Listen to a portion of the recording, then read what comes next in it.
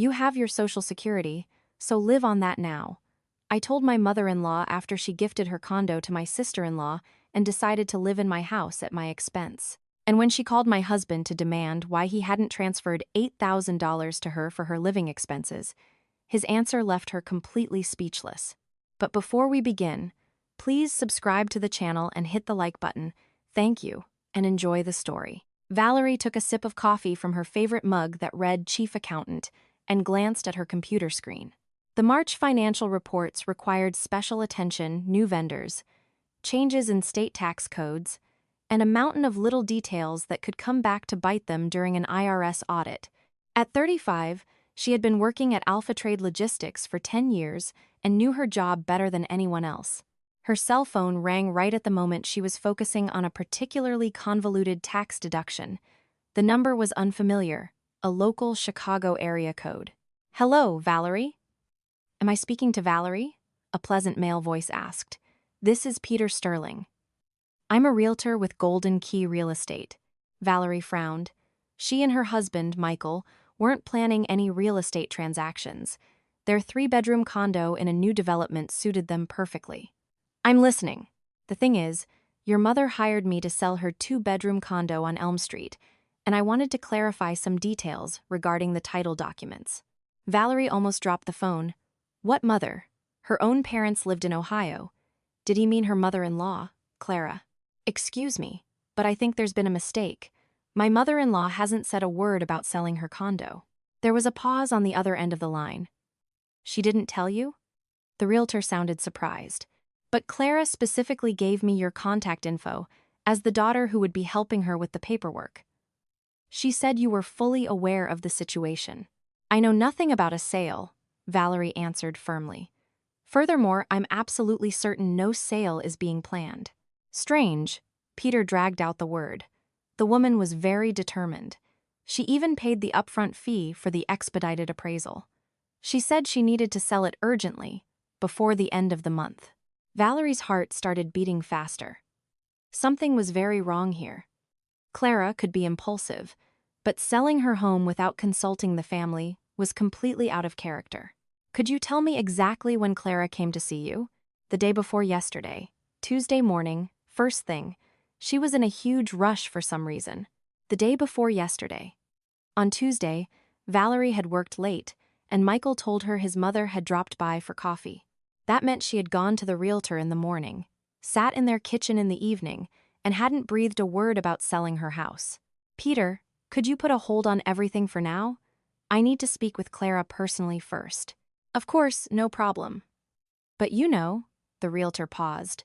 "I got the impression the woman is in some kind of severe time crunch."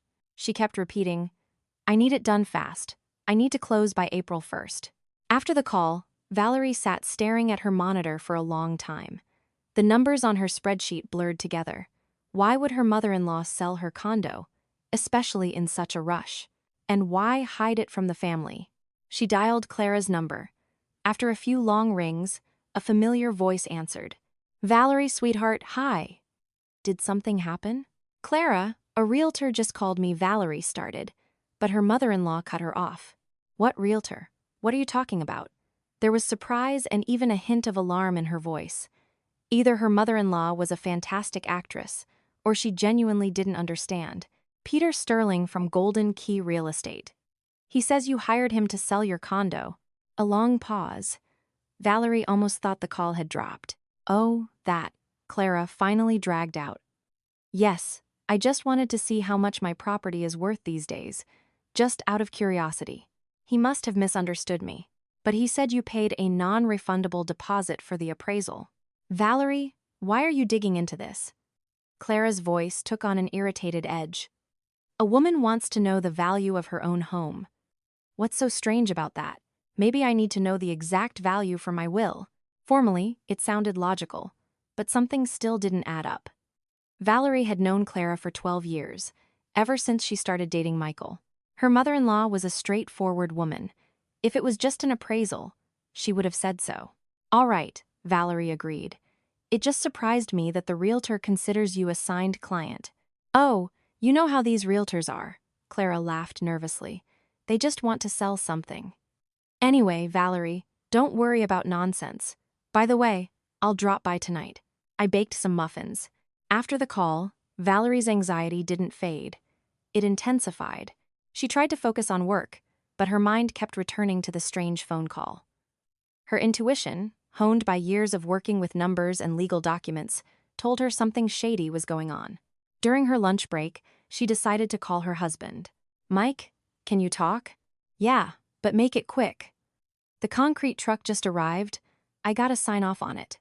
Michael worked as a project manager for a construction firm, and his days were chaotic. Do you know if your mom is planning to sell her condo? The pause was brief, but Valerie caught it. Why would she do that? Michael's voice sounded surprised, but strained. A realtor called me. Said she went to see him. Val, you know my mom. She changes her mind 100 times a day. She probably just wanted to know how much the place is worth. The exact same words. Too identical to be a coincidence. But why would she need to know the value? Who knows? Maybe she's worried she's not leaving us a big enough inheritance. You know how she works herself up sometimes. Valerie frowned. Clara did like to be dramatic, but when it came to real estate and money, she was incredibly practical. All right, we'll talk at home, she said. Sure, but I'll be late tonight, probably around 10 p.m. That evening, Clara indeed came over with muffins. She acted completely normal, gossiping about her neighborhood, complaining about her neighbors, asking about Valerie's job. Not a single hint about realtors or selling her condo. But Valerie noticed something weird. When Clara's cell phone rang, she glanced at the screen and quickly rejected the call. It's nothing, she explained, catching Valerie's questioning look. Just telemarketers. However, 5 minutes later, the phone rang again. And again, Clara rejected it, this time without even looking at the screen. Clara, maybe you should answer it? What if it's important? No, Val. You know how annoying these scammers are nowadays. Always pushing loans or insurance. But the third time the phone rang, her mother-in-law broke down and answered. Hello. I told you tomorrow. We'll talk tomorrow, she said quietly, almost in a whisper, but Valerie heard it clearly. After the brief call, Clara was visibly nervous. Did something happen? Valerie asked sympathetically. Oh, just a neighbor. She has some trouble with some paperwork. Asked me to help her sort it out. The lie was glaringly obvious. Valerie knew very well that Clara was on bad terms with almost all her neighbors, and certainly wouldn't be helping anyone with paperwork at 9 p.m. Michael got home after his mother had already left. He looked exhausted and irritable. How was your day? Valerie asked, pouring him a cup of tea. Fine. Is it supposed to be special or something? His tone was sharp, unusual. Usually, after work, Michael loved to vent about the construction site or brag about his successes. I'm just asking. You seem tense. I'm tired. I spent the whole day solving problems. Valerie sat down next to him. Mike, are you absolutely sure you don't know what's going on with your mom's condo? She acted very strange today. Rejecting phone calls, acting nervous.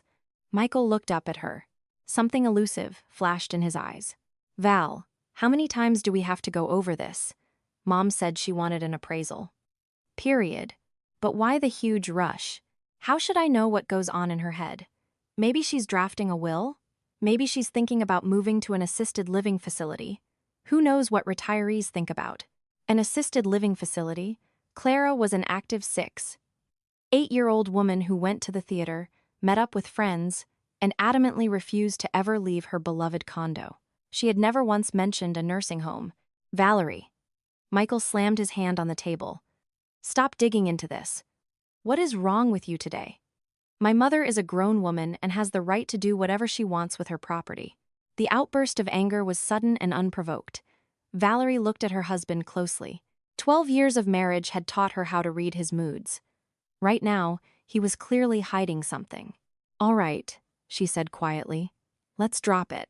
But she had no intention of dropping it. The next day, Valerie decided to take action. If something strange was happening in her family, she had the right to know the truth. During her lunch break, she drove to Golden Key Real Estate. Peter Sterling turned out to be a man in his 50s, with an open face and a welcoming demeanor. Ah, you must be Clara's daughter-in-law, he smiled. I was actually just about to call you. I already have 2 potential buyers. Wait, Valerie stopped him. I'm not here about that. I need you to tell me exactly how my mother-in-law approached you. The realtor raised his eyebrows in surprise. But yesterday on the phone you said, I said I needed to put a hold on everything. Now I want to understand the situation. Peter pulled a file from his desk. Clara came in on Tuesday morning. She said she needed to sell the condo urgently, preferably before the end of March. She didn't really explain why, just kept insisting that it had to be done and that her family was in the loop. Did she really pay the deposit? Yes. $300 for the appraisal and consultation fees. In cash. She immediately asked how long the whole process would take. Valerie thought for a moment. $300 wasn't a small amount for Clara. Her Social Security check was about $1,500 a month, and she was incredibly frugal. Did she mention why she needed the sale? No, just kept repeating that she was in a hurry. She even asked if there was any way to expedite the closing process. I explained that it takes at least a month title searches, inspections, escrow. A month. That meant the condo could change hands by the end of April. But why the massive rush? Thank you, Peter. I will get to the bottom of this and call you back. All right, but don't take too long. The market is hot right now. I can move this property very quickly. Leaving the agency, Valerie sat in her car and thought. The picture was gradually clearing up, but it only made things more alarming. Clara was definitely planning to sell her condo in a massive rush and keeping it a secret from the family. But the strangest part was Michael's behavior. Why did he react so aggressively to her questions? And why did his excuses sound so rehearsed? That evening, she decided to conduct a little experiment. While Michael was in the shower, she picked up his phone. She knew the passcode, their anniversary date. She opened his iMessages and found a text thread with his sister, Sarah. The latest messages were from today. Sarah, Mike. Mom says Val suspects something. Michael. Yeah, the realtor called her. I had to make up an excuse. Sarah. We need to be careful. Did Mom pick up the paperwork yet? Michael. She's grabbing it tomorrow. Says she has an appointment with the real estate attorney on Friday. Sarah. Good. The most important thing is that Val doesn't find out before it's a done deal. Valerie felt ice water flood her veins. What paperwork? What attorney? And what did before it's a done deal mean? She scrolled up the chat history. The messages from the past week were cautious, written in hints. Sarah. Do you think Mom will really go through with it? Michael. She will. You know she'd do anything for you. Sarah. But won't Val be pissed? Michael. Val won't have a choice. Mom has the right to do what she wants with her property. Sarah. You're right. Let's just get it done fast. The sound of the shower turned off.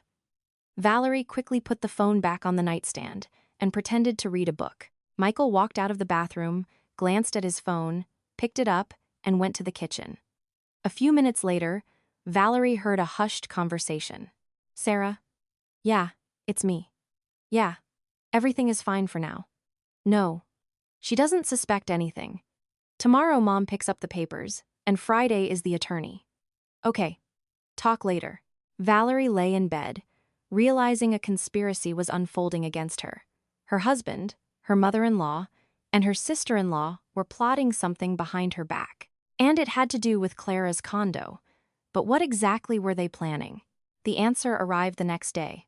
Clara showed up at their house in the early afternoon with a large tote bag, in an unusually upbeat mood. Valerie, sweetheart, do you mind if I rest on your couch for an hour? I'm just so exhausted today. Of course, Clara. Should I make some tea? No, thank you. Just need to lay down for a bit. Her mother-in-law settled onto the living room sofa, while Valerie went to the kitchen to prep dinner. Half an hour later, Valerie peeked into the living room and found Clara fast asleep. Next to the sofa, her tote bag sat half open. Valerie didn't hesitate for long. There had been too many red flags over the past few days. She carefully looked inside the bag. On top lay a thick manila envelope. Valerie gently pulled it out and scanned the documents inside. What she saw made her sit down heavily on the edge of an armchair. It was a quitclaim deed for Clara's condo, transferring full ownership to Sarah Miller. The document had already been signed by Clara. It just needed to be notarized and filed with the county clerk. Valerie read the papers over and over, refusing to believe her own eyes. Clara was gifting her $300,000 condo to her daughter, Sarah, just like that, for free. A thought flashed through her mind. Where is Clara going to live? The answer hit her instantly. She was going to live with them. That explained all the sudden conversations about how cramped her place was and how nice it would be to live somewhere spacious. That explained the frequent visits and sleepovers. Clara was laying the groundwork. Valerie carefully slipped the envelope back into the bag and quietly walked back to the kitchen. Her hands were shaking. Her heart was pounding. So, this was the master plan. Gift the condo to her favorite child, Sarah, and move in with her son. All without asking anyone, warning anyone, or discussing it. Just present it as an accomplished fact. Ah, Sarah. Valerie thought about her sister-in-law. 32 years old, 2 kids, married to an auto mechanic with an unstable income. They lived in a cramped, rented 1-bedroom apartment and constantly complained about being broke. To them, a free 2-bedroom condo in the city was a miracle. And Michael knew. What's worse, he was actively facilitating this scheme. Clara woke up an hour later, bright-eyed and cheerful. "Oh, I slept so well. Val, you know what I was thinking? What if I started coming over more often? Your house is so cozy, so much space. Here we go." "What do you mean, more often?" Valerie asked cautiously. "Well, maybe stay the night sometimes. You know, it gets lonely in that old place all by myself. I'm not getting any younger. But Clara, you have your own condo." "Oh, what's so great about it?" Clara waved her hand dismissively. "It's old, it's cramped, the neighbors are awful. It's so beautiful here, and being with you kids is so much more fun." Valerie looked at her mother-in-law and realized the woman had already made her decision. Tomorrow, she'd go to the attorney, finalize the deed transfer, and then announce she was moving in with them permanently. "And where exactly would you sleep?" she asked. "Oh, right here on the couch in the living room. I don't need much space. The main thing is just to be close to family." Family? Valerie had to bite her tongue to stop herself from screaming the truth about this family that plotted behind her back. That evening, after Clara left, Valerie waited for Michael with a heavy heart. She knew the truth now. The only question was how she was going to live with it. Michael got home around 10:30 p.m., looking exhausted and annoyed. Valerie met him at the door, her face stone cold. "We need to talk," she said without any preamble. "Val, can we do this tomorrow? I am dog-tired. Now, and it's serious." Something in her tone made Michael look at his wife closely. He walked into the kitchen and poured himself a glass of water from the fridge. "I'm listening." Valerie pulled a piece of paper from her pocket. Earlier that day, she had gone online and pulled a public property record search on Clara's address. Your mother transferred the deed of her condo to Sarah. Officially, the paperwork was filed with the county yesterday. Michael froze, his glass of water halfway to his mouth. She could see the gears turning in his head, desperately trying to figure out a lie. "How do you know that?" "It doesn't matter how. What matters is that you knew about it and hid it from me." The silence dragged on. Michael set the glass down and let out a heavy sigh. "Yeah, I knew. I even helped her fill out the paperwork." He looked at his wife with a defiant glare. "And what's so wrong with that? My mom decided to help her daughter. Sarah is stuck in a tiny rental with 2 kids. They never have enough money. And mom has a 2-bedroom, sitting half empty." Sitting half empty. Valerie couldn't believe her ears. Clara lives there. Lived. Now she's going to live here. There it was. The cards were on the table. "So, your mother decided to give her condo to Sarah and move in with us, and absolutely no one asked me about it. Why should we ask?" Michael started getting defensive. "It's her condo, her decision. And anyway, aren't we family? Or is an old woman a burden to you?" The classic manipulation tactic. Instead of explaining, go on the offensive and accuse her of being heartless. "Michael, it's not about me being against your mother. It's about the 3 of you making massive life decisions for me. You didn't inform me. You didn't discuss it. You just decided to ambush me. What's there to discuss? Michael yelled. A mother moves in with her son. It's perfectly normal. What's normal is discussing it with your wife, not holding secret meetings and plotting behind my back. What plots? Michael scoffed. Have you been watching too many crime shows? Valerie pulled out her phone and hit play on a voice memo. The most important thing is that Val doesn't find out before it's a done deal. Sarah's voice played, followed by Michael's. Val won't have a choice. Mom has the right to do what she wants with her property. Her husband's face went completely white. You recorded my phone calls.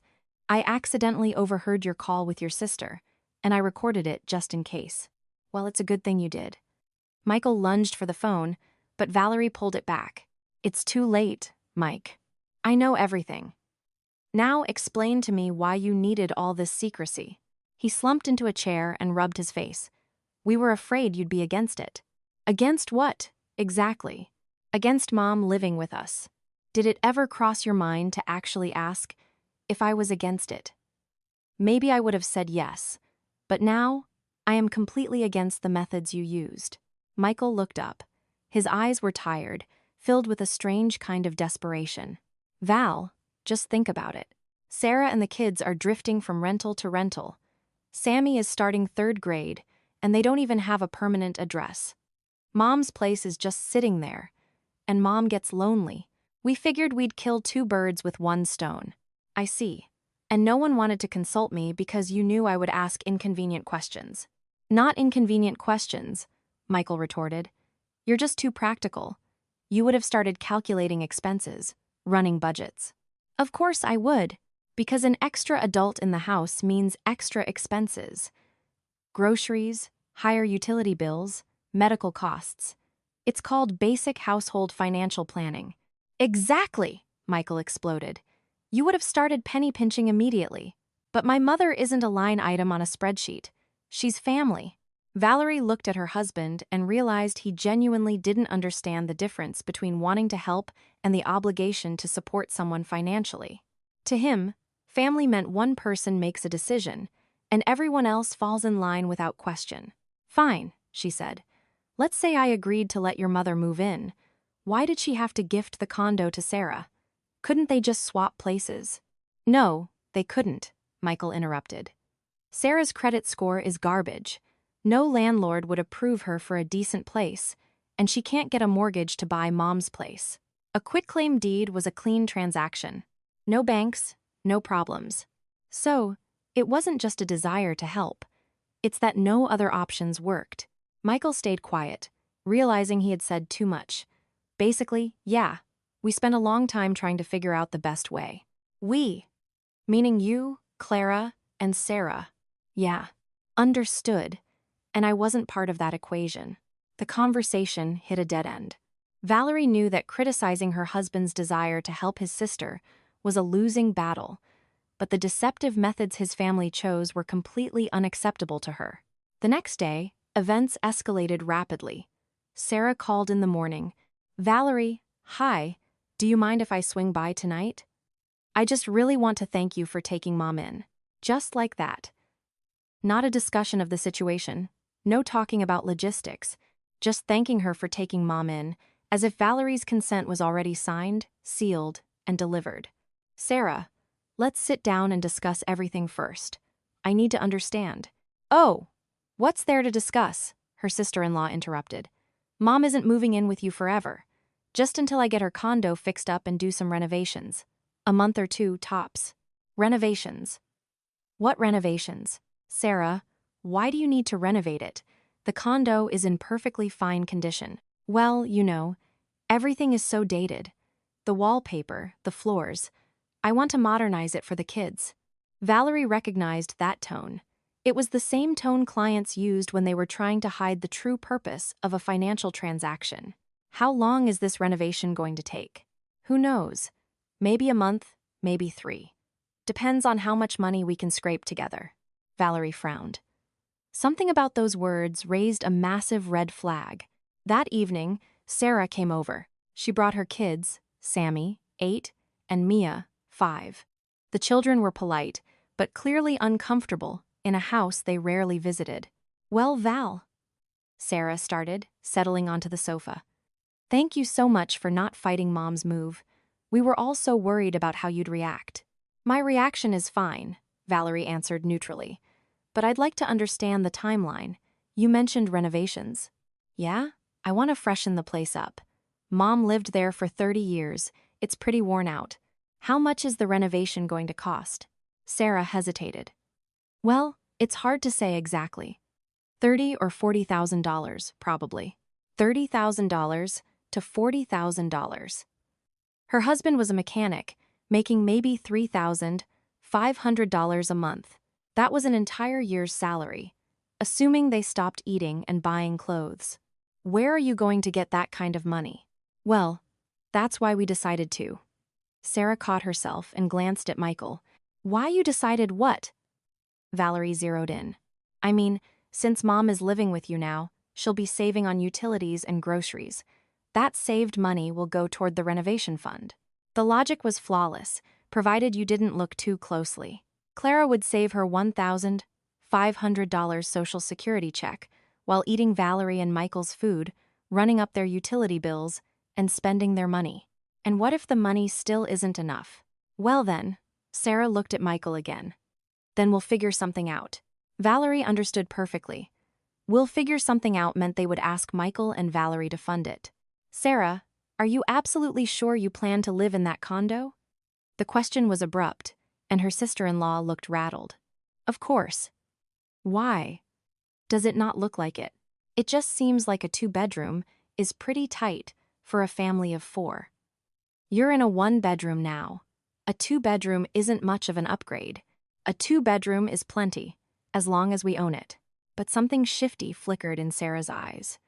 Valerie felt another piece of the puzzle falling into place. After Sarah left, Valerie decided to verify her suspicions. The next day during her lunch break, she drove to the neighborhood where Clara's condo was located. In the courtyard, she bumped into Mrs.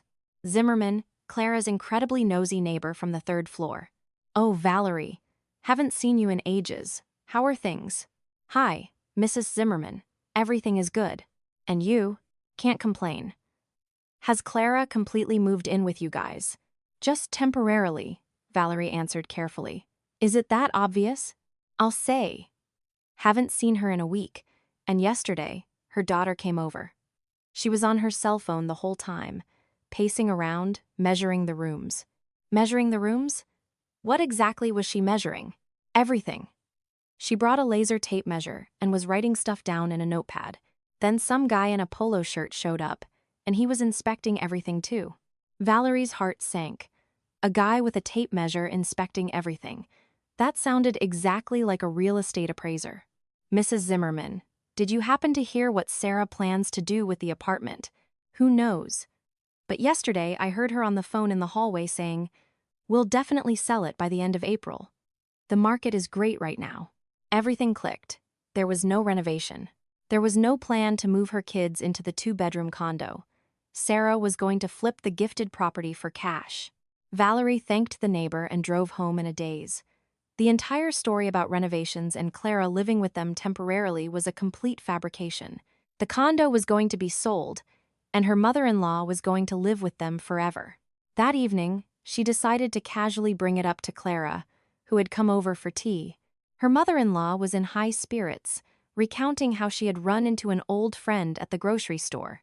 Clara, how is Sarah's renovation coming along? Valerie asked innocently. What renovation?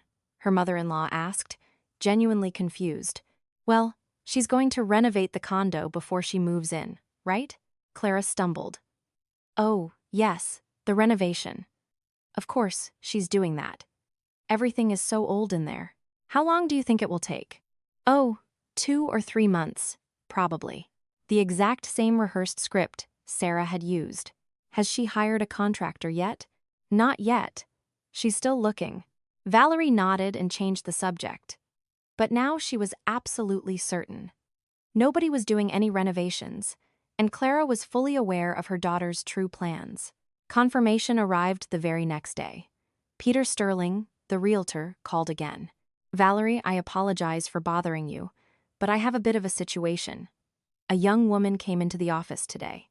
She said she's Clara's daughter, that the condo belongs to her now, and she wants to list it for sale immediately. And what did you tell her? I asked for proof of ownership. She showed me the updated county records. The title really was transferred to her. But I'm confused, because just yesterday, you asked me to pause everything. Peter, did she mention a timeline for the sale? Yes. She's in a massive hurry. Says she needs to close by the end of April, absolutely. She's even willing to drop the asking price just to move it fast. Dropping the asking price meant Sarah desperately needed a massive cash injection, right now. And Clara knew about this the entire time, playing the role of a sweet old lady who just needed a temporary place to crash during renovations. That evening, Valerie called a mandatory family meeting. Michael, Clara, and Sarah, with her kids, were all present. I want us to have an honest conversation about your plans, Valerie began. No more lies. No more secrets. The family exchanged nervous glances. What plans? Clara asked defensively. The plan to sell the condo. Sarah, you are planning to sell the property your mother gifted you, not renovate it, correct? Sarah turned bright red. How do you know that? It doesn't matter how.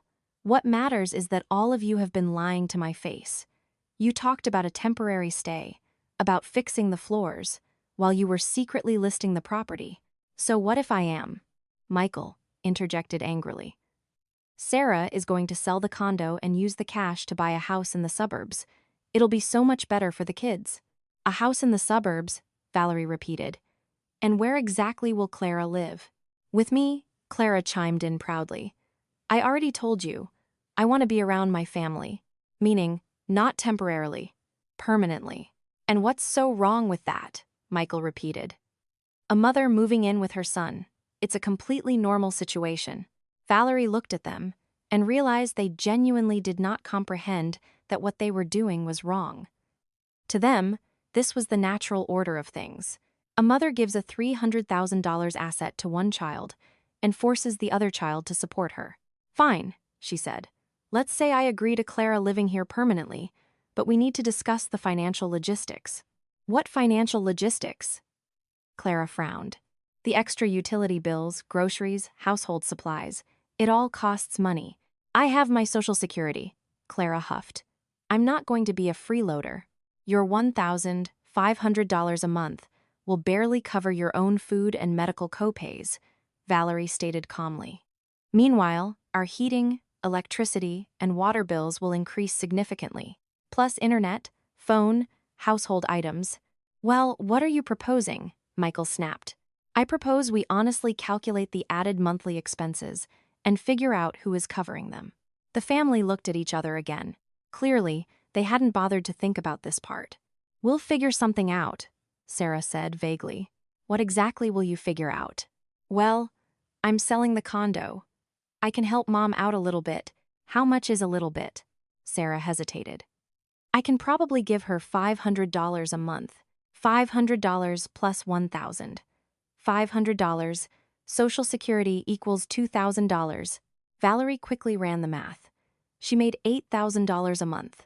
Michael made $6,500. With the extra expenses of supporting her mother-in-law, their household budget would take a noticeable hit. All right, she said. And how long will you be providing this $500 a month? Sarah dodged her gaze.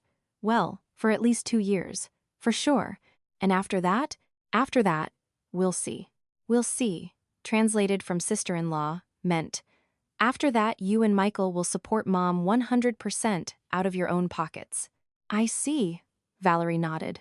So after 2 years, Clara will be left with only her $1,500 Social Security check. But that's not all she has, Clara cried indignantly. My son will help me. He would never abandon his own mother. There it was. The true objective of this entire operation: gift a massive asset to one child and dump the financial burden of the mother onto the other.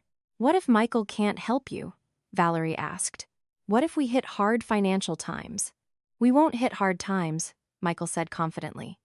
My job is stable, yours is too. We can easily feed one extra mouth. One extra mouth? Valerie repeated. Clara, how much money do you realistically think you need per month to live comfortably? Her mother-in-law thought for a moment. Well, probably around $4,000 a month. You know, to eat well, buy nice clothes, go to a matinee every once in a while. 4,000 yuan.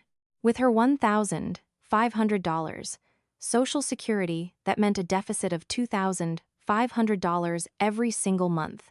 So you expect us to pay you an allowance of $2,500 every single month?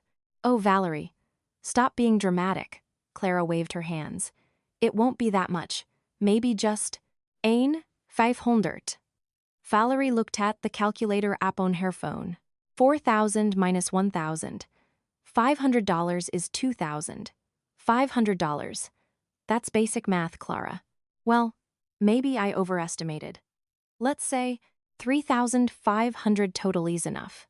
3,500 minus 1,000. $500 is still a $2,000 deficit. Clara clearly hadn't expected her daughter-in-law to be this meticulous. Fine, whatever. But it's not forever. Sarah will start helping more later. When is later? Everyone looked at Sarah. She shrugged. Well, when the kids get older, when Sammy goes to middle school, I can pick up more shifts. That was 3 or 4 years away. Valerie crunched the numbers out loud. 3 years at $2,000 a month is $72,000, plus extra utilities, unexpected medical bills, emergencies. We're looking at close to $100,000 out of our pockets over the next 3 years. Meanwhile, Sarah will net roughly $300,000 from the sale of the condo. So, Sarah walks away with $300K, and we spend $100K supporting Clara. Valerie summarized. Why are you being so vulgar? Clara grimaced. We're talking about family, not money. We are talking exactly about money, about who gets it and who spends it. Valerie, you've become so harsh, Clara sighed. You used to be so much kinder. The classic defense, when the logic runs out, accuse the person of being cold and heartless. I haven't become harsh. I just want to know exactly what we're signing up for. We aren't signing up for anything, Michael exploded. We are helping family. Helping family, Valerie repeated. And how exactly is family helping us? The question hung heavily in the air. Indeed, what was the family doing for them? Sarah gets a $300,000 windfall. Clara gets full room and board. What do Valerie and Michael get? Mom will help around the house, Michael offered weakly. Cooking, cleaning. For $2,000 a month, I could hire a professional maid service, and it would be cheaper. Valerie! Clara gasped, clutching her chest. How can you compare a mother to a maid? How can you plan your financial future without calculating expenses? The conversation hit a brick wall. Valerie knew that to her husband's family, she looked like a greedy, heartless monster. But she also knew that if she agreed to these terms, in a few years, she would be the sole financial sponsor for her mother-in-law. All right, she said. I agree to let Clara live here, under one condition. What condition? Michael asked warily. All financial obligations will be put in writing. A signed agreement. How much Sarah pays, for how long, and what the penalty is if she stops paying. Why do we need a contract? Clara scoffed in disgust. We're family. That is exactly why we need a contract, so there are no misunderstandings later. The family exchanged uncomfortable glances. Clearly, no one wanted to sign anything legally binding. We'll think about it, Michael muttered. Think about it. And until you decide, Clara can stay in her own condo. But she already gifted the condo to me, Sarah cried out. Gifted? Yes. But it hasn't been sold yet. Until the new owners get the keys, she can live there. After the guests left, Michael was furious. You took this way too far, he yelled. How so? With your spreadsheets and your demands. My mother is asking for help, and you're running her through a calculator. How else am I supposed to manage our household budget? I don't know, but not like a corporate auditor. Valerie looked at her husband and realized he genuinely believed she was in the wrong. To him, helping family should have no boundaries and no conditions. A mother asks, a son provides, no questions asked. Michael, I am not against helping your mom. I am against being ambushed, manipulated, and having my consent taken for granted. No one is manipulating you. We're just asking for understanding. Understanding is one thing. Being forced to fund your mother's retirement out of my paycheck is another. Your paycheck? Michael sneered. What am I? Chopped liver? You're a husband who makes massive financial decisions without consulting his wife. The argument raged until 2 a.m., but Valerie was exhausted. There had been too many horrific revelations over the last few days. She needed time to process. The next morning, events took an aggressive turn. Clara called early, her voice shaking with urgency. Valerie, can I come over today? We need to talk. Of course, come over. Her mother-in-law arrived an hour later, carrying a massive duffel bag and sporting a look of grim determination. Valerie, I decided not to wait. I'm moving in with you today. What do you mean, today? Why wait? Sarah said the buyers are coming to do the final walkthrough tomorrow, so I have to be out of there anyway. Valerie felt the floor drop out from underneath her. So, while she had been demanding a written contract, her husband's family had simply decided to bulldoze her. Clara, we haven't officially agreed on the terms yet. What's there to agree on? I'm moving in with my son. It's perfectly natural. Other mothers only dream of having such a loving relationship with their kids. Her mother-in-law marched right past her into the living room and began unpacking her bag, acting as if she had lived there for years. She pulled out her slippers, a bathrobe, and a stack of books. Clara, where is the rest of your stuff? Sarah is bringing it tomorrow in the minivan. I gave her a list of what to pack. Everything had been orchestrated without a single ounce of Valerie's input. Her opinion literally meant nothing to them. That evening, when Michael got home, his mother had already completely taken over the house. She was cooking dinner in the kitchen, had rearranged the living room furniture for better feng shui, and hung her towels in the master bathroom. Well, look who's home! Clara beamed, wiping her hands on an apron. We're finally living together as one big happy family. Michael shot a panicked glance at Valerie. In her eyes, he read the silent accusation. You let them do this without me. Mom, don't you think you should have waited a bit? What's the rush? Why wait? Sarah said the buyers are closing tomorrow. They offered cash over asking, but the place has to be completely empty. And what about the documents? Valerie asked. What documents? The written financial guarantees we discussed yesterday. Clara waved her hand like she was swatting a fly. Oh, stop with the legal mumbo-jumbo. Sarah promised to help, and she will. She's not going to abandon her own mother. Valerie realized there would be no written contract. There would be no guarantees. Only empty verbal promises that could be broken or renegotiated at any second. And if she stops paying, she will pay, Clara insisted loudly. You young people overcomplicate everything. Back in my day, we just relied on each other and we survived fine. Back in your day, Valerie thought about her own parents. They had never demanded written contracts from their kids either, but they had also never dumped their massive financial burdens onto anyone else's shoulders. During dinner, Clara was unusually hyperactive. She listed all the ways she was going to help out around the house. How wonderful it was going to be to have a real family atmosphere. You know what, kids? She said, pouring tea. I was thinking, maybe I need a little more than $4,000 a month to really be comfortable. Valerie almost choked on her tea. More than $4,000. Clara, yesterday you said $3,500 was enough. I said it, Clara laughed. But then I thought about it. What kind of life is $3,500? I'm not a beggar on the street.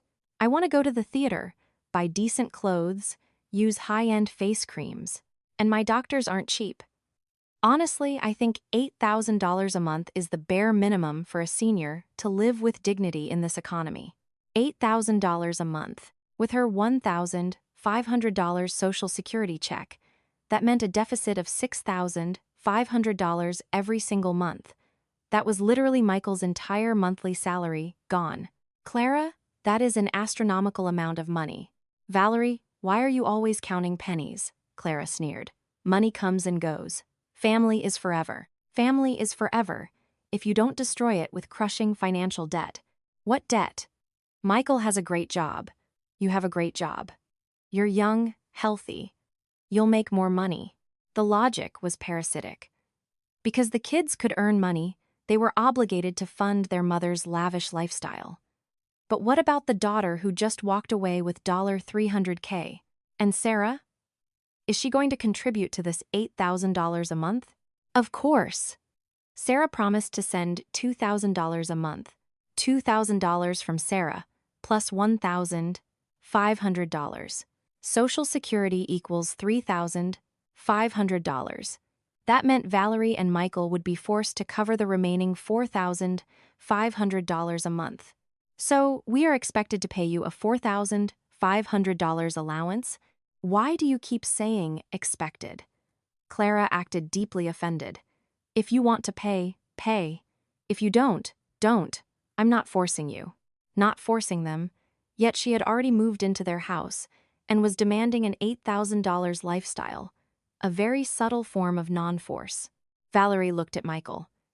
He was silently staring at his plate, clearly having no intention of arguing with his mother.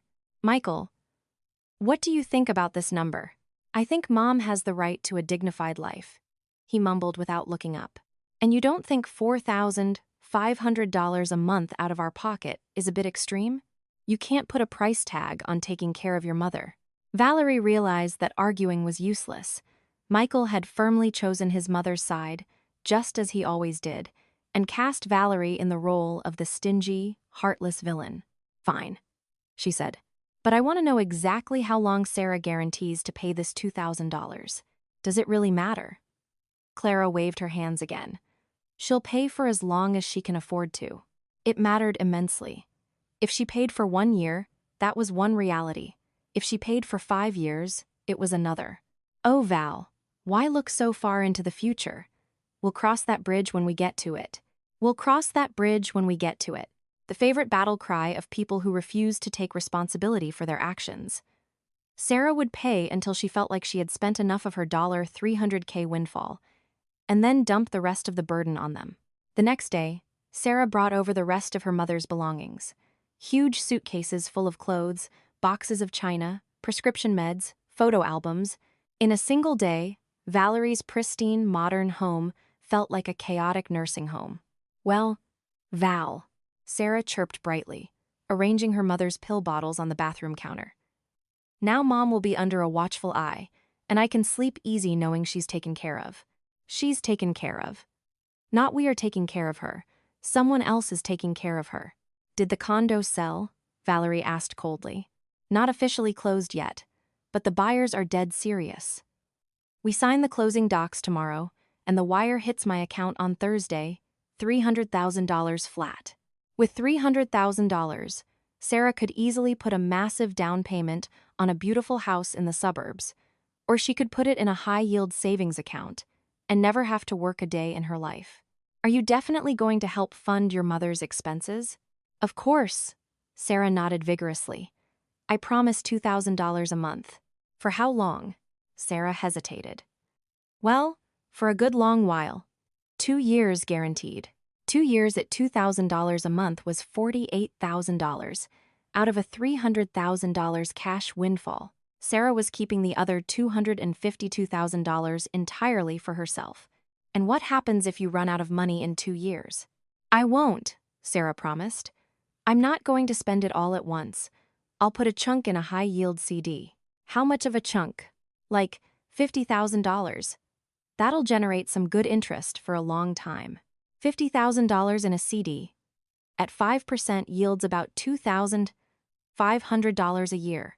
That wouldn't even cover 2 months of her promised support. Sarah's math was intentionally insulting. So, in 2 years, you'll realistically only be able to give your mom about $200 a month. Well, maybe I'll find a better job by then. Or Sammy will be older and can get a paper route. Sammy was 8. He wouldn't be legally old enough to hold a real job for almost a decade. Planning a retirement budget around an 8-year-old's hypothetical future paper route was beyond absurd. Valerie knew the truth. Sarah fully intended to pay her $2,000 for a maximum of 2 years. After that, she would wash her hands of the situation, and the entire $8,000 a month lifestyle would fall entirely onto Valerie and Michael's shoulders. That night, She confronted her husband again. Michael, do you understand what we are actually signing up for here? What are we signing up for? We're helping my mom. It's the normal thing to do. We are committing to paying $4,500 a month out of pocket. That is more than 60% of your take-home pay. So what? We can survive on what's left. We can survive, yes, if we never take another vacation, if we never buy another car, if we completely stop contributing to our 401ks. Val, you're doing it again.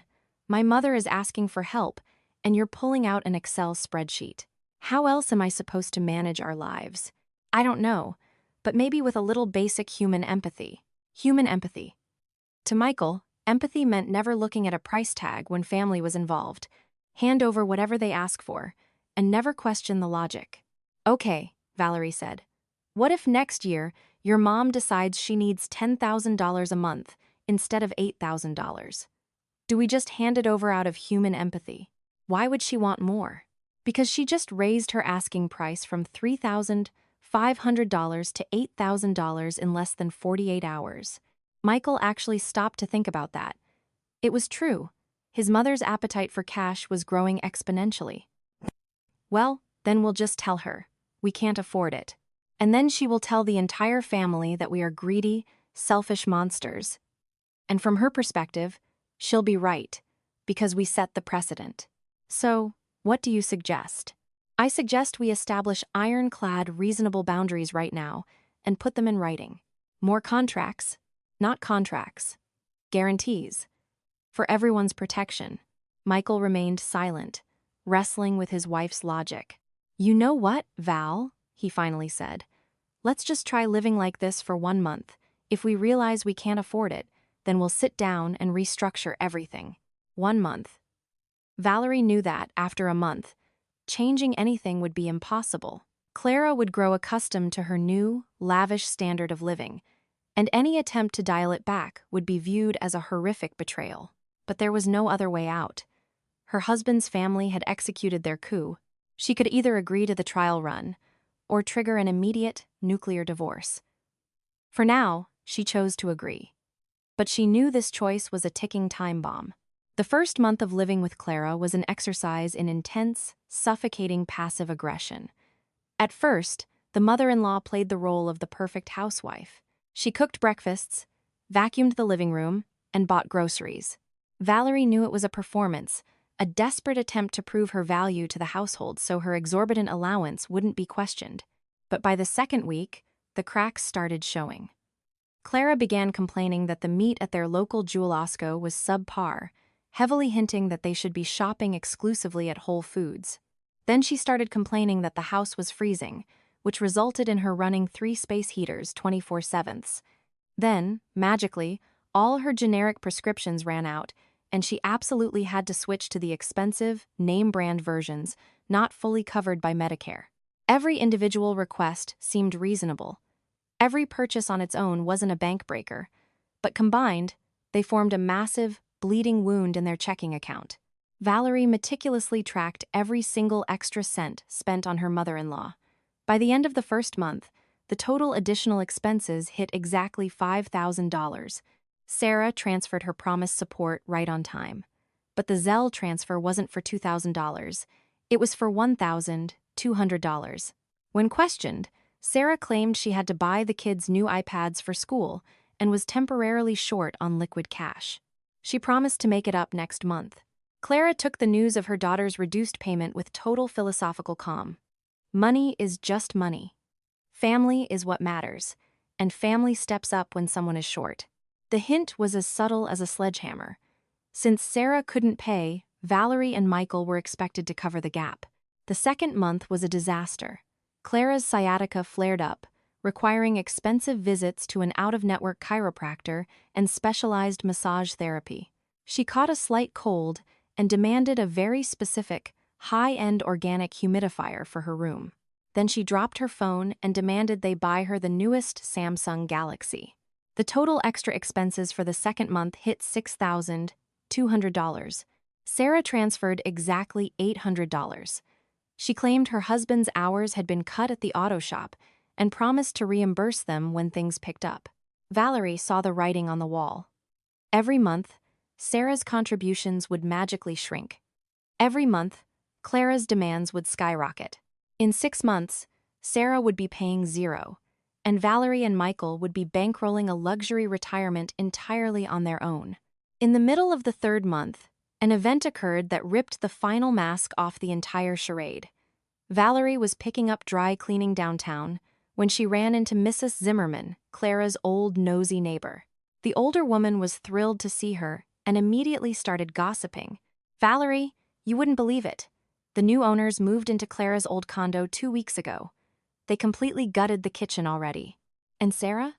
I heard from her cousin that she bought a massive 5-bedroom house out in Naperville, 3-car garage and everything." Valerie listened to Mrs. Zimmerman, feeling the blood turn to ice in her veins. So, the sale had closed weeks ago. Sarah had gotten her massive $300,000 payday and immediately upgraded her entire life to a luxury suburb.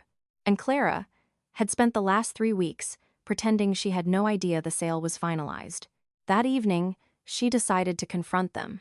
When Valerie casually asked Clara about the condo sale, her mother-in-law feigned shock. "What sale? I haven't heard a thing. Maybe Sarah signed some preliminary paperwork, but she hasn't told me anything about closing." The lie was so insulting, Valerie didn't even bother pressing her. Instead, she called Peter Sterling, the realtor. "Yes, the sale closed 3 weeks ago," Peter confirmed. Keys were handed over, commission was paid. The wire transfer cleared Sarah's account the next morning. It meant that every single person in Michael's family knew the money was in the bank, and they all actively conspired to hide it from Valerie. Why? Because as long as the condo was still pending, they could play the "we're so broke right now" card and force Valerie to pay for everything. The next day, Valerie took a half day at work and drove out to Naperville. She got the address from public property records. The house was a sprawling, gorgeous 2-story build with a manicured lawn and a 3-car garage. A brand new Ford Expedition sat in the driveway next to Sarah's old sedan. So, a massive chunk of Clara's gift had gone straight into upgrading Sarah's lifestyle. Sarah opened the front door and looked less than thrilled to see her sister-in-law unannounced. Valerie didn't beat around the bush. She asked point-blank why Sarah had hidden the fact that the sale closed 3 weeks ago. Sarah's response was incredibly dismissive. She wasn't hiding anything. She just didn't think she needed to report her every move. The condo was sold. She moved her family. What was the big deal? Valerie asked how much cash the sale had actually netted. Sarah admitted the final wire was $285,000 after fees, a life-changing amount of money. "Then why is your monthly support to your mother shrinking every 30 days? Valerie demanded. Sarah scoffed. She explained that she needed the cash to furnish the new massive house, set up college funds for the kids, and build an emergency safety net.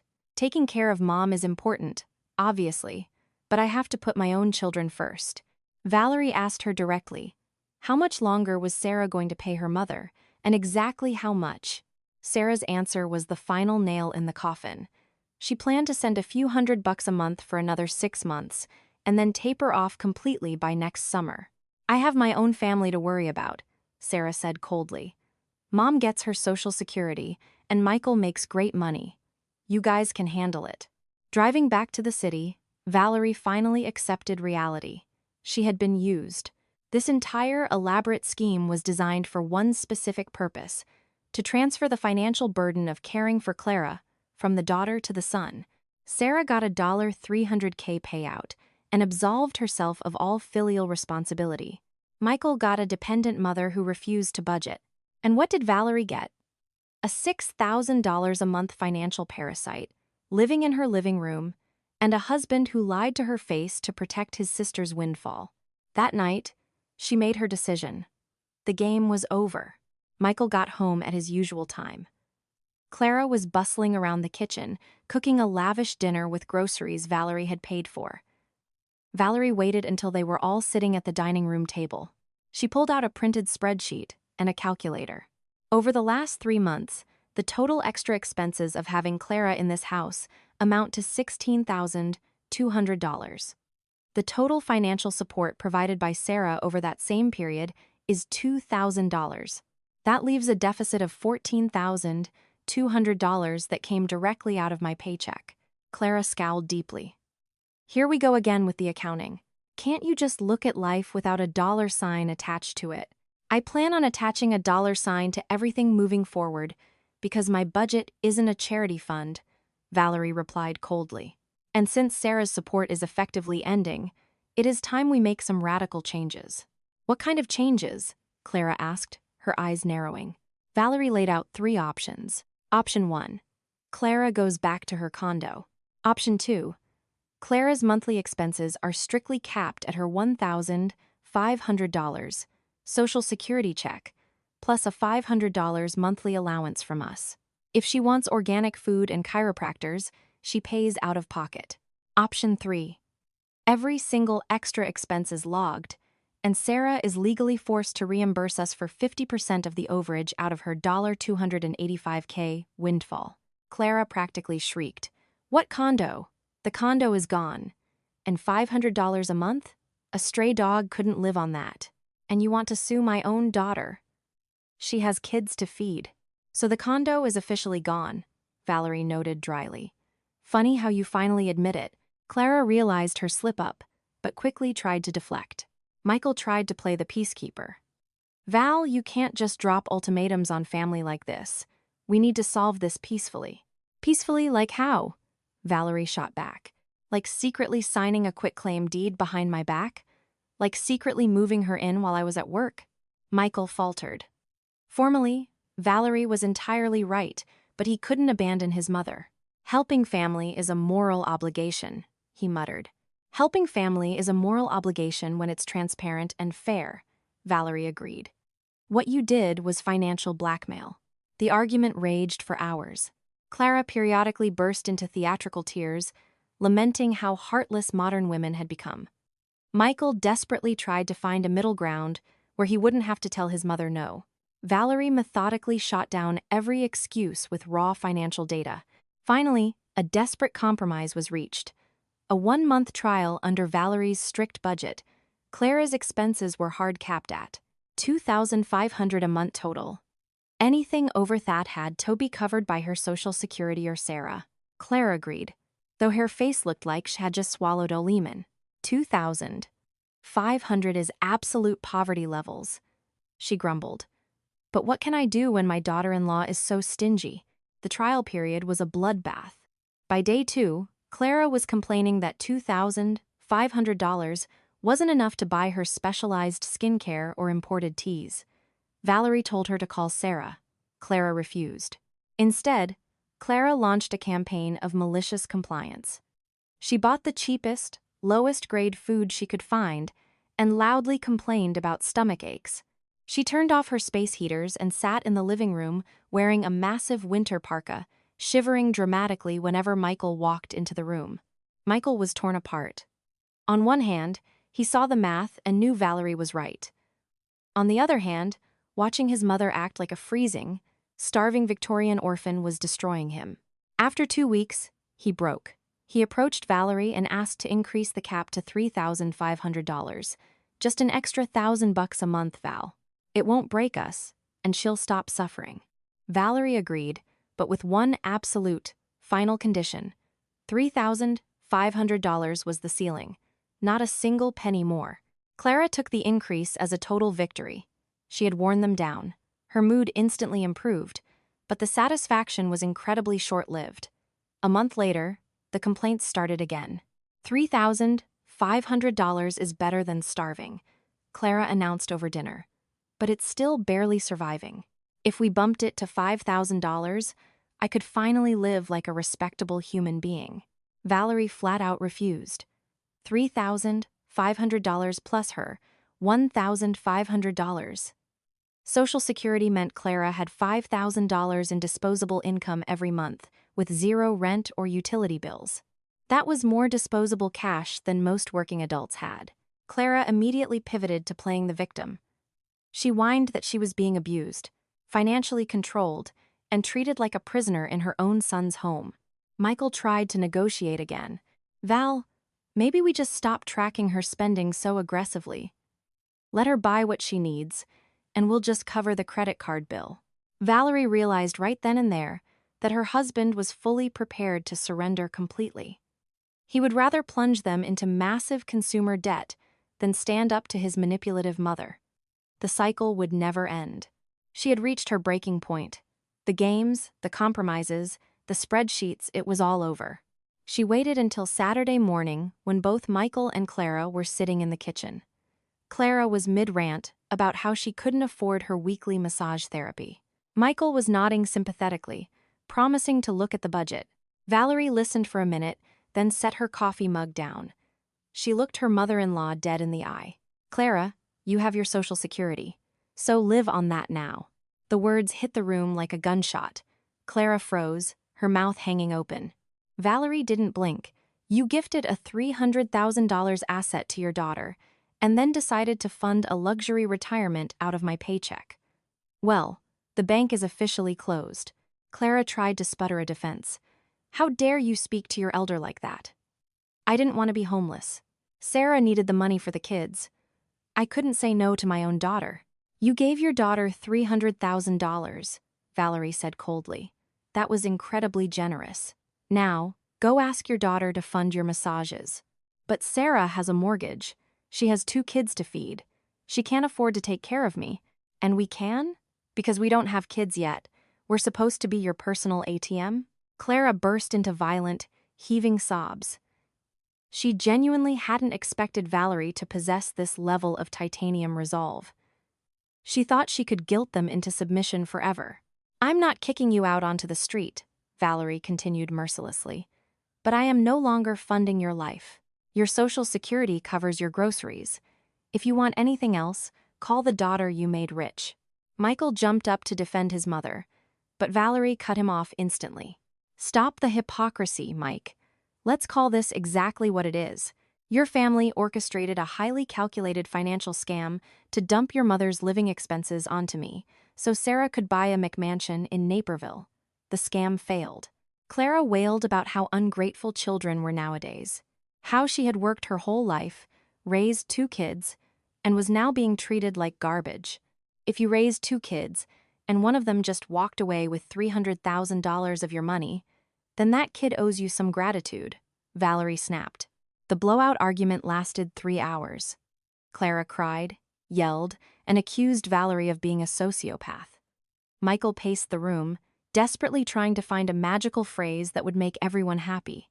Valerie sat like a stone statue, reiterating the sheer, undeniable math of the situation. Finally, Valerie issued her ultimate ultimatum. Clara had exactly 1 month to find a new living arrangement. During that month, her allowance was cut to 0. Where is a senior citizen supposed to find an apartment for $1,500 a month? Clara shrieked. "Ask Sarah," Valerie replied. "She has a massive 5-bedroom house in Naperville. I'm sure she has a spare bedroom for the woman who bought it for her. But Sarah needs her space for the kids. And Michael and I don't need space for our future kids?" There was no answer to that. The next few weeks were radioactive. Clara aggressively packed her bags, made loud, dramatic phone calls to her friends about how she was being thrown out into the cold, and sighed heavily every time Valerie walked past. Valerie completely ignored the theatrics. The decision was made, and she wasn't budging an inch. Michael begged her to reconsider, pleading that a month was too harsh. Valerie refused. 1 month. After that, the locks were getting changed. Exactly 1 week before the deadline, an event occurred that permanently altered the trajectory of their marriage. Clara called Michael while he was at the construction site and threw a colossal, hysterical tantrum over the phone.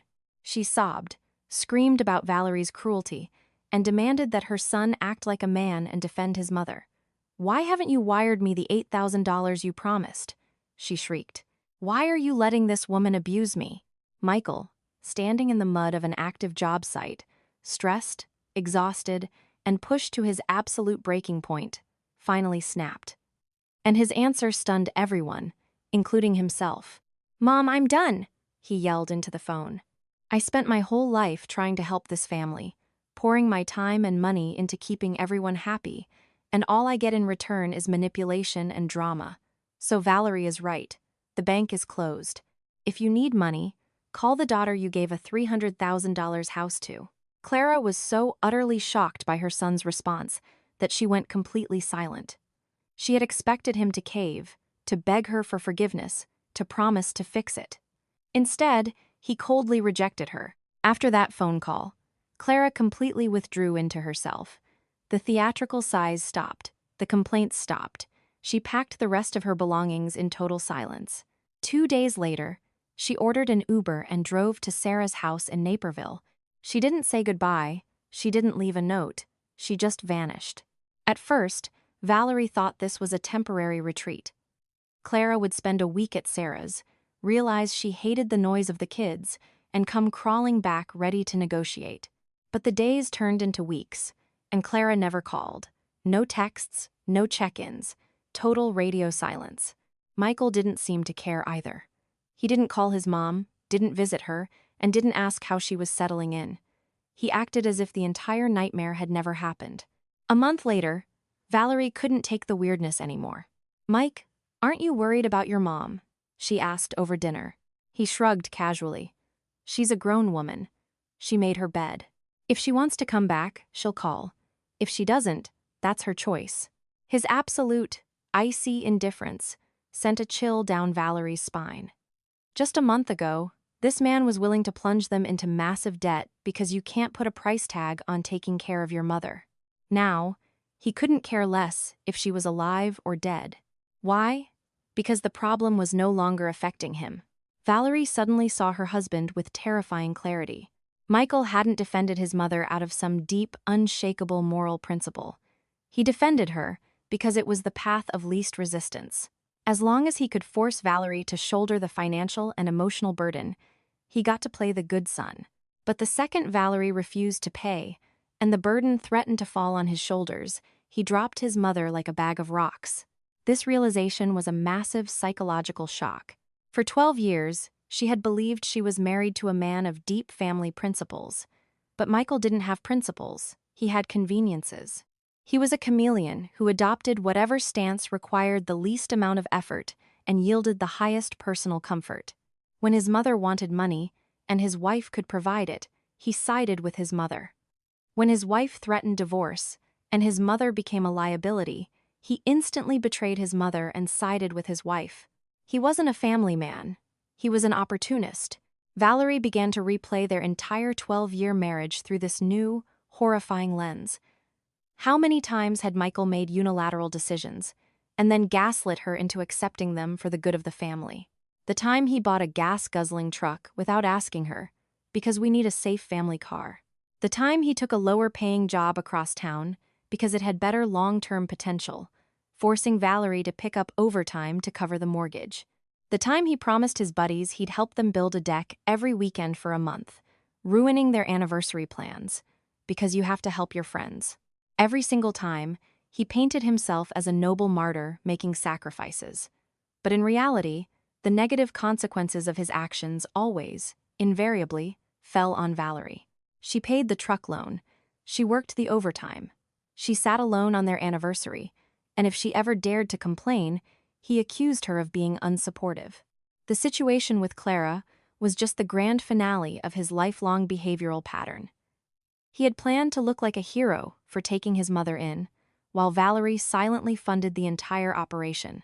When the plan blew up in his face, he threw his mother under the bus and blamed Valerie for being difficult. In every version of the story, Michael was the innocent good guy, and someone else was the villain. Valerie realized with absolute certainty that she could not stay married to a man who possessed zero personal accountability. A man who would betray his own mother the second she became an inconvenience would not hesitate to betray his wife the second she got sick, lost her job, or needed real support. 12 years of marriage suddenly felt like 12 years of elaborate self-deception. She had invented a husband who didn't exist. She had projected loyalty onto a man who only cared about his own comfort. How many more years was she willing to waste maintaining this illusion? What would happen when they had kids? Michael would make massive parenting decisions, and she would be forced to execute them. What would happen if her own parents got sick? Michael would find 1,000 excuses not to help, and the entire burden would crush her alone. If she didn't end this now, She was condemning herself to a lifetime of being the janitor for Michael's selfish decisions. Michael wasn't going to change because his strategy worked perfectly for him. That evening, when Michael got home from the construction site, Valerie told him she wanted a divorce. Michael was genuinely, profoundly shocked. A divorce? For what? The problem with my mom is solved. Our bank account is fine. Nobody is asking you for money anymore. Valerie calmly explained that the money wasn't the issue. The issue was that she had spent 12 years living with a stranger, and she had no desire to continue the charade. Michael desperately tried to talk her out of it.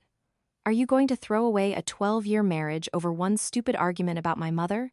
We have a whole life together. We own a home. Valerie patiently explained that it wasn't one argument. It was the revelation of his core character. She could no longer trust a man who so easily discarded the people closest to him when they became inconvenient. As for the house, they would sell it and split the equity 50-50. Michael literally could not comprehend her logic. He had done exactly what she wanted. He kicked his mom out, stopped the bleeding, and restored the budget. Why was she punishing him? That is exactly what terrifies me, Valerie told him softly. You abandoned a woman you supposedly loved, with zero hesitation just to save your own skin, which means you'll do the exact same thing to me the second I become a burden. Michael tried to argue that it was completely different. A mother is one thing, a wife is another. But Valerie was done listening to his beautiful, empty justifications for his own selfishness. The divorce proceeded quickly, and without any massive legal battles. Michael tried to save face with their mutual friends, claiming that Valerie had become too obsessed with her career and money and refused to value family. Valerie didn't bother defending herself. Let people think whatever they wanted.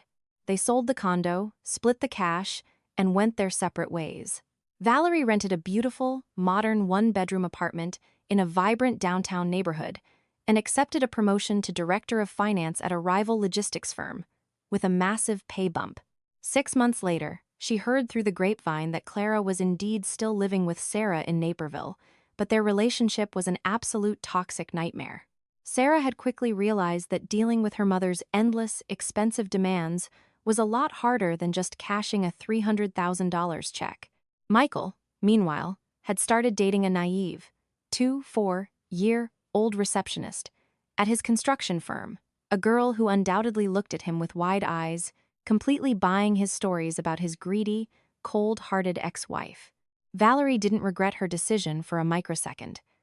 She vastly preferred honest solitude over sharing a life with a man who only knew how to love himself. She preferred building her own empire over constantly cleaning up the radioactive fallout of someone else's choices. At 35, she was young enough to start entirely fresh, smart enough not to repeat her mistakes, and strong enough to never fear being alone. Most importantly, she finally understood the difference between a real family and a cheap imitation of one. She realized it was infinitely better to be alone than to be emotionally blackmailed by the people who were supposed to protect her.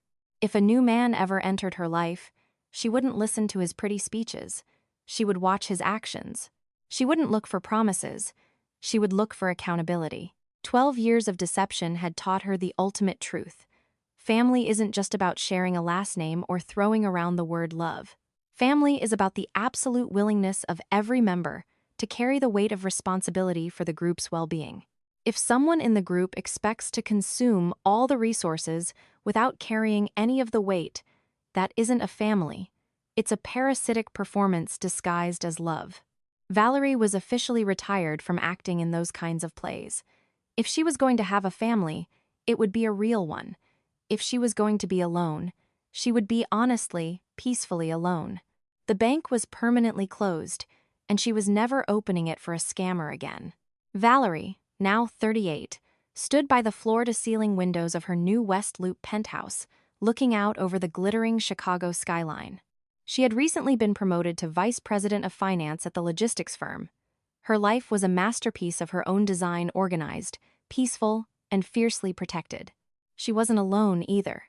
A year ago, she had met Robert, a structural engineer who ran his own firm.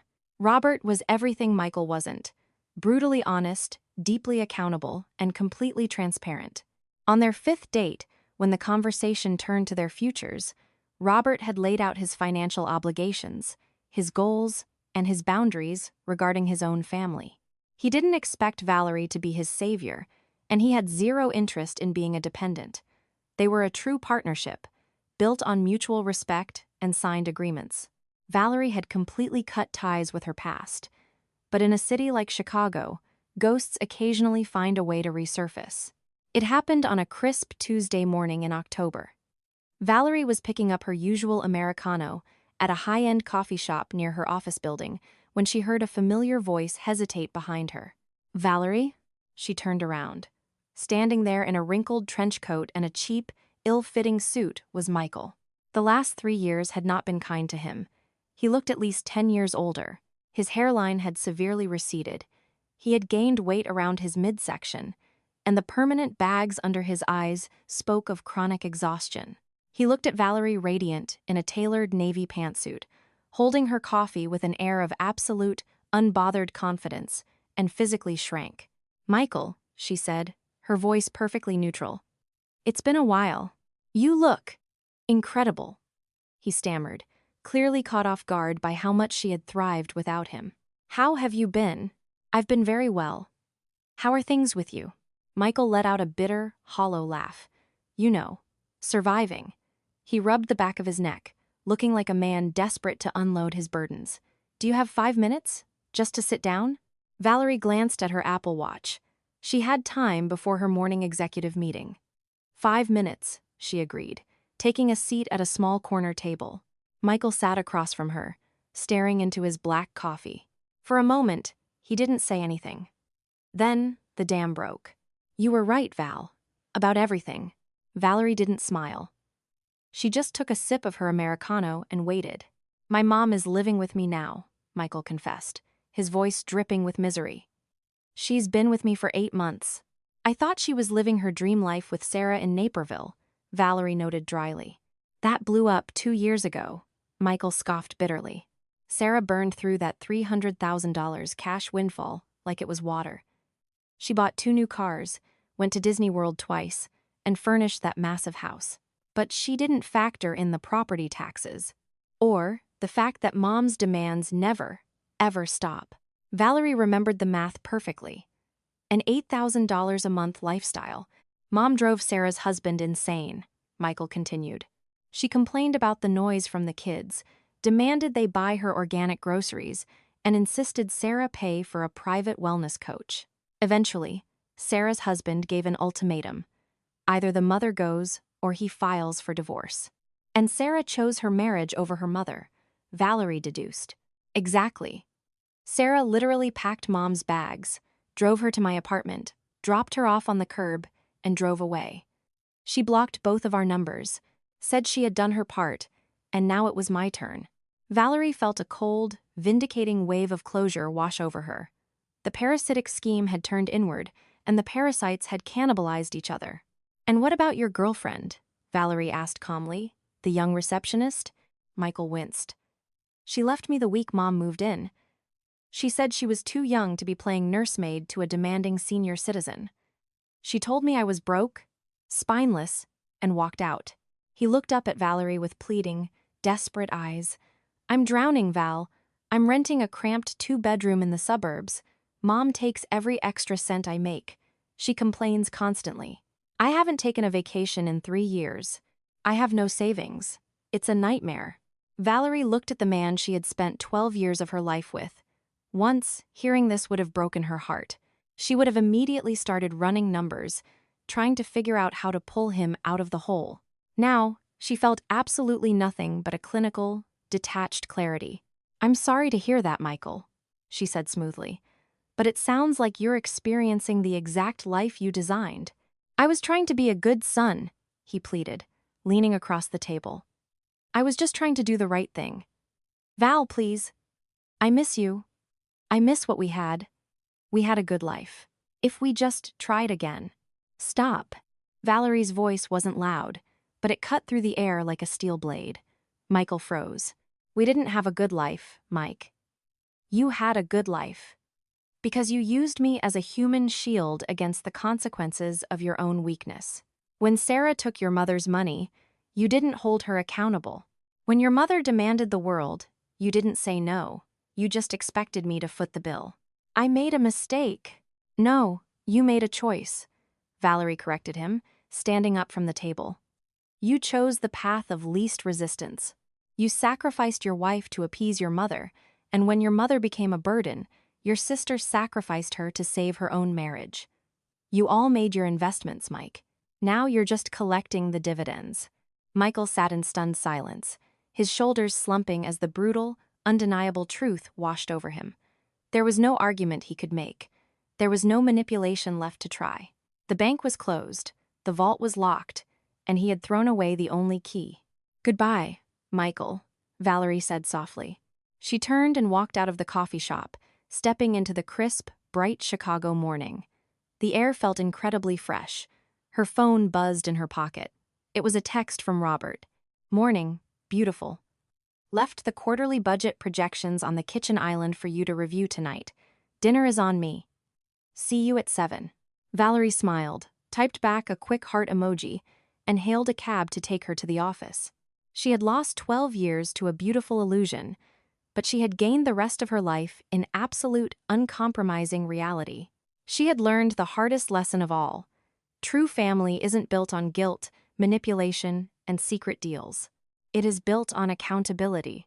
And as she watched the city skyline roll by from the back of the cab, Valerie Cross knew that finally, her ledger was perfectly, beautifully balanced.